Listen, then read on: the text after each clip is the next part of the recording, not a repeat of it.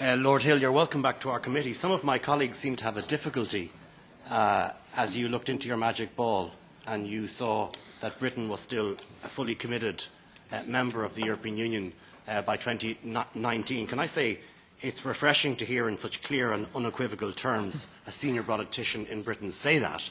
because the great majority of people in the European Union want Britain to remain as an integrated and clear member of the European Union. So it's very important that we would hear that at this committee. Can I ask, in light of that, do you recognise that there is a concern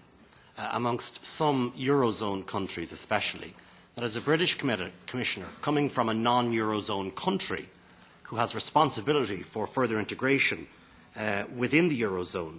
that this may be an issue? And could you set out how you would deal with that issue, how you would deal with that specific issue and foster better integration of the eurozone countries while balancing your requirements as a non-eurozone member?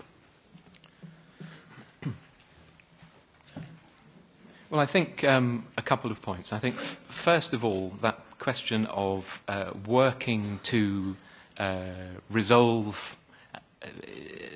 differences or build understanding between the euro-ins and the euro-outs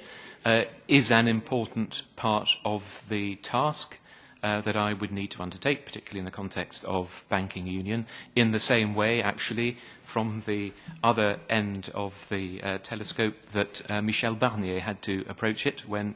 he took on this job as a euro-in, and there were some misgivings from euro-outs, and I believe that the his record over those 5 years shows that it is possible to do that. So far as the Eurozone and my views on that, I mean, I think that very clearly the last 5 years highlighted that the degree, the pre-crisis degree of integration was not enough, and the Eurozone project was not complete. I think that quite extraordinary progress was made in very little time on better governance of the Eurozone. I think that was right, with the six-pack, the two-pack rules, as well, of course, with the banking union, for which I would have responsibility. We need to focus on making those rules work, and I think see whether they need to be improved in certain cases or complemented. And